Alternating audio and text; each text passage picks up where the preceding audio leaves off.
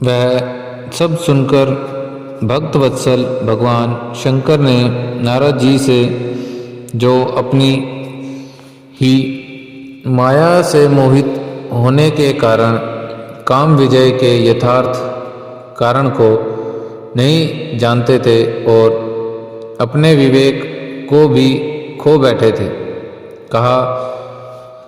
रुद्र बोले, तात नारद, तुम बड़े विद्वान हो, धन्यवाद के पात्र हो, परंतु मेरी यह बात ध्यान देकर सुनो। अपने अब से फिर कभी ऐसी बात कहीं भी न कहना, विशेषतः भगवान विष्णु के सामने इसकी चर्चा कदापि न करना। तुमने मुझसे अपना जो वृतांत बताया है उसे पूछने पर भी दूसरों के सामने न कहना। यह सिद्धि संबंधी वृतांत सर्वथा गुप्त रखने योग्य है, इसे कभी किसी पर प्रकट नहीं करना चाहिए। तुम मुझे विशेष प्रिय हो, इसलिए अधिक जोर देकर मैं तुम्हें यह शिक्षा देता हूँ और इसे न कहने की आज्ञा देता हूँ, क्योंकि तुम भगवान विष्णु के भक्त हो और उनके भक्त होते हुए ही मेरे अत्यंत अनुगामी हो। इस प्रकार बहुत कुछ कहकर संसार की सृष्टि करने वाले भगवान रुद्र ने नारद जी को शिक्षा दी। अपने वृत्तांत को गुप्त रखने के लिए उन्हें समझाया बुझाया, परंतु वे तो शिव की माया से मोहित थे, इसलिए उन्होंने उनकी दी हुई शिक्षा को अपने लिए हितकर नहीं माना। तदंतर फिर भी मुनि शिरोमणि नारद ब्रह्मलोक में गए। वहाँ ब्रह्मा जी को नमस्कार करके उन्होंने कहा, पिताजी, मैंने अपने तपोबल से कामदेव को जीत लिया है। उनकी यह बात सुनकर ब्रह्मा जी ने भगवान शिव के चरणारविंदों का चिंतन किया और सारा कारण जानकर अपने पुत्र को यह सब कहने से मना किया, परंतु नारद जी शिव की माया से मोहित थे, अतः अब उनके चित्त में मद अंकुर जम गया था, यानी अहंकार हो गया था।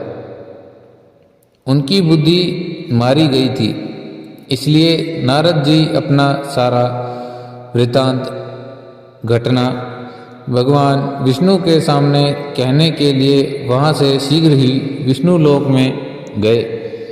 नारद मुनि को आते देख भगवान विष्णु बड़े आदर से उठे और शीघ्र ही आगे बढ़कर उन्होंने मुनि को हृदय से लगा लिया। मुनि के आगमन का क्या हेतु है, इसका उन्हें पहले से पता था। नारद को अपने आसन पर बिठाकर भगवान शिव के चरणाविंदों का चिंतन करके श्री हरि ने उनसे पूछा। भगवान विष्णु बोले, तात, कहाँ से आते हो? कहाँ किस लिए तुम्हारा आगमन हुआ है? मुनि श्रेष्ठ, तुम धन्य हो, तुम्हारे शुभ आगमन से मैं पवित्र हो गया। भगवान विष्णु यह वचन सुनकर गर्व से भरे हुए नारद मुनि ने घमंड से मोहित होकर अपना सारा घटना बड़े अभिमान के साथ कह सुनाई। नारद मुनि का वह अहंकार युक्त वचन सुनकर मन ही मन भगवान विष्णु ने उनकी काम विजय के यथार्थ कारण को पूर्ण रूप से जान लिया। फिर श्री विष्णु जी बोले, मुनि श्रेष्ठ, तुम धन्य हो, तपस्या के तो भंडार ही हो। तुम्हारा हृदय भी बड़ा उदार है। मुने, जिसके भीतर भक्ति, ज्ञान और वैराग्य नहीं होते, उसी के मन में समस्त दुखों को देने वाले काम, मोह आदि विकार शीघ्र उत्पन्न होते हैं। तुम तो नैतिक ब्रह्मचारी हो और सदा ज्ञान वैराग्य से युक्त रहते हो, फिर तुम में काम विकार कैसे आ सकता है? तुम तो जन्म से ही निर्विकार तथा शुद्ध बुद्धि वाले हो। श्री हरि की कही हुई ऐसी बहुत सी बातें सुनकर मुनि शिरोमणि नारद जोर जोर से हंसने लगे और मन ही मन भगवान को प्रणाम करके इस प्रकार बोले,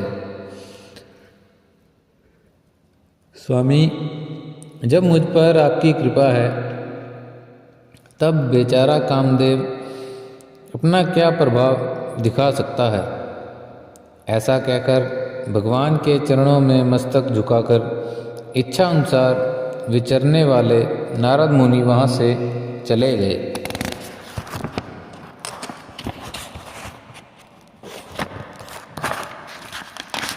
ओम नमः शिवाय।